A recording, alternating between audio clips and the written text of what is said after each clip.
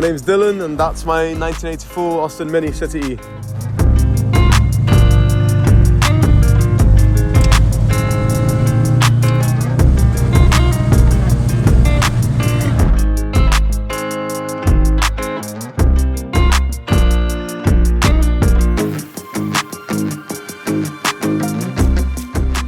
So I've always wanted a classic Mini. Don't know why, but I've just always loved them, the shape and just the fact that they're go-karts. I was in England for some time, and I thought, what better place to get one? So I just started looking, and eventually I found this one. It was an abandoned project. It was a painted shell, bare painted shell, no interior, what was left of an interior. The engine was just in with one bolt, so I bought it in that state on a trailer, got it roadworthy in England, just about. So to get the car to Gibraltar, I had to get a ferry from Portsmouth in England to Bilbao in Spain, then drive the whole stretch of Spain down from Bilbao. But we didn't quite make it because by Madrid, the wheels were towed in. They never got aligned. I asked someone to do it and they didn't do it. And then it was just causing too many problems, and where I ended up having to get it sent down on a truck. Then once it was in Gibraltar, any bit of time and money I had, I would just throw at it, try and do whatever I could do it. So it started off with minor jobs, just getting it fully roadworthy, adjusting the suspension so it would actually sit right. The first thing obviously was that the wheels were like that, just straighten them out, get everything aligned. And then it's just been bit by bit.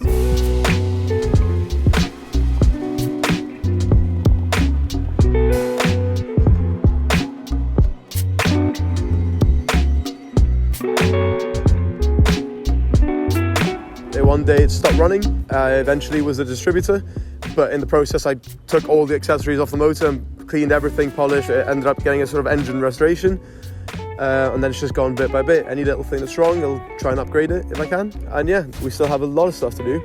So I've got to paint the roof black, put Union Jack on it. There's a supercharger sitting in my house doing nothing right now that needs to go on the car. It's maybe going to get a roll cage. Removable steering wheel, lots of sort of race stuff, which I don't really use it to race, but looks cool anyway. Engine wise, it's got a newer alloy radiator, more powerful spark plugs, gapped as well to create a little bit more spark, better coil, Maniflow full exhaust system, which likes to fall off.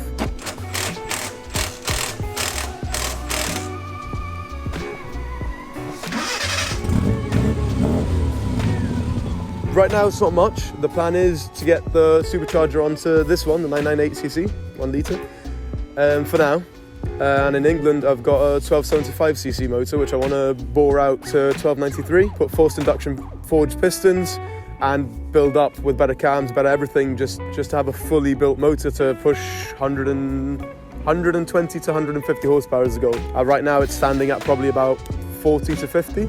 With the supercharger on this motor, it should go to about 70 to ish, somewhere there. And that's it for now, but I just need the time to actually do it.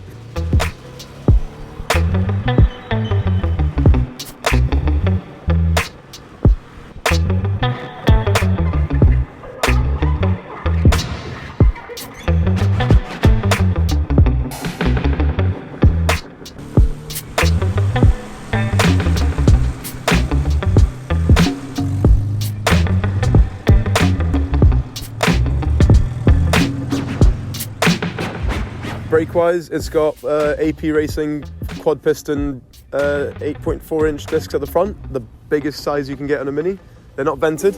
The back is just the drums. There was no point in doing discs back there. Wheels, we got quite unique for a Mini wheels. They're 13x7 pepper pot steelies.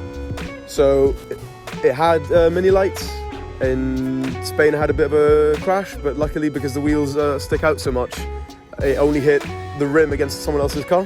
So that rim exploded, and a new alloy was about £140, whereas a set of these four was 180, and in my opinion look much better than the same rims that every other Mini has.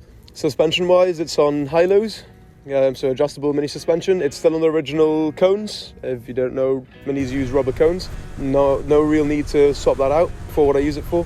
Shock wise, we're on full aluminium Protec adjustable shocks, which are absolutely amazing on it. Interior wise, I wanted something unique. I wasn't gonna have a project car and have a crap interior. From Auto Stitch UK, really awesome guys. I ordered to my specifications the diamond stitching and all of that stuff in the color I wanted. I ordered the full kit, arrived literally just in a big plastic bag, and I spent, I think what must have been 2 weeks just cleaning the seats from any bit of rust, painting all the seat frames, cleaning up all the foam, which was in really good condition somehow, and then installing all the new seat covers, installed all the door cards. The original dash was just cracked, bad, plasticky, fake vinyl thing, and it had the gap in the middle, like all the Minis in that age. So I got a walnut dash for it, wrapped all the horrible dash pads in the same colour vinyl, and then yeah, moved the clusters around and put all the little aluminium bits in. Stories, exhaust has fallen off 3 times now. It's really fun to fix when the car's so low. Don't lower your cars, kids. It looks good, but it's shit. In Ronda, the famous biking road in Spain, because it handles like a go-kart, what I said before, about 40-50 horsepower, but you can keep up with sport bikes and stuff. On those roads, it just handles so damn well. It is ridiculous. It is brilliant. Every time you drive a Mini, everyone will just be smiling. Every time you stop, someone will make a comment, someone will tell you, oh, my first car was a Mini, oh, my uncle always had a Mini. Someone always had a Mini in their life, and I'm just glad I get to sort of keep that going, I guess.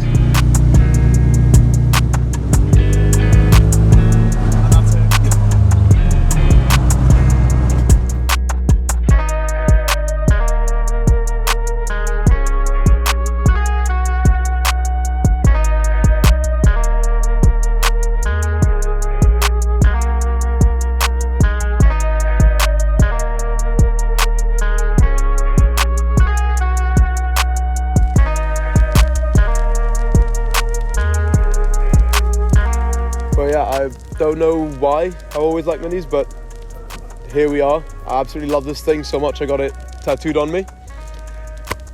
So yeah, whenever someone asks if it's for sale, I can't do it anymore because it's part of me.